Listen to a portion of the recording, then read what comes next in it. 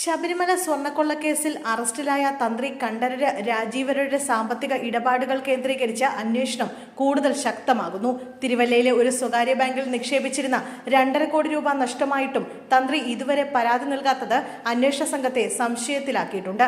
Bank തകർന്ന സാഹചര്യത്തിലും ഇത്തരമൊരു വലിയ തുകയെക്കുറിച്ച് പരാതി നൽകാതിരുന്നത് അസാധാരണമാണെന്നാണ് അന്വേഷണ സംഘത്തിന്റെ വിലയിരുത്തൽ. ചോദ്യം ചെയ്യലിനിടെ ഈ പണമിടപാടുകളെക്കുറിച്ച് തന്ത്രി വ്യക്തമായ മറുപടി നൽകിയില്ലെന്നും വെള്ളപ്പൊക്കത്തിൽ ചില പണം നഷ്ടമായെന്ന സൂചന മാത്രമാണ് നൽകിയതെന്നും അന്വേഷണ സംഘം വ്യക്തമാക്കി. ഇതോടെയാണ് 2.5 കോടി രൂപയുടെ ഉറവിടവും ഇടപാടുകളും സംബന്ധിച്ച് പ്രത്യേക അന്വേഷണം ആരംഭിച്ചത്. കൂടുതൽ വ്യക്തത തേടി തന്ത്രിയെ അന്വേഷണ സംഘം നേരത്തെ കസ്റ്റഡിയിൽ വാങ്ങിയിരുന്നു. കേസിലെ മുഖ്യപ്രതി ഉണ്ണികൃഷ്ണൻ പോറ്റിയുമായുള്ള സാമ്പത്തിക വ്യക്തിഗത ബന്ധങ്ങൾ, മറ്റു പ്രതികളുമായുള്ള ഇടപാടുകൾ തുടങ്ങിയവയാണ് കസ്റ്റഡി ചോദ്യം ചെയ്യലിന്റെ പ്രധാന ലക്ഷ്യം. തന്ത്രിയുടെ ജാമ്യാപേക്ഷ ഈ മാസം 28-ന് കൊല്ലം വിജിലൻസ് കോടതി പരിഗണിക്കും.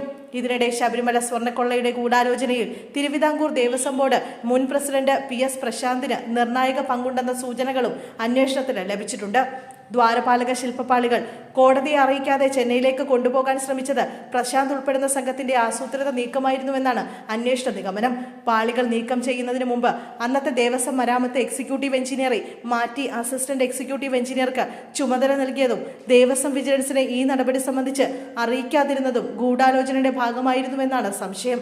ചട്ടപ്രകാരം സന്നിധാനത്ത് നടക്കുന്ന ഏത് നിർമ്മാണമോ അറ്റകുറ്റപ്പണിയോ ആയാലും ദേവസ്വം ബോർഡ് മരാമത്ത് എക്സിക്യൂട്ടീവ് എഞ്ചിനീയറെയും വിജിലൻസിനെയും രേഖാമൂലം അറിയിക്കണം. എന്നാൽ ദ്വാരപാലക ശില്പപാളികൾ ഇളക്കിയെടുത്തപ്പോൾ ഇത്തരം അറിയിപ്പ് നൽകിയിട്ടില്ല.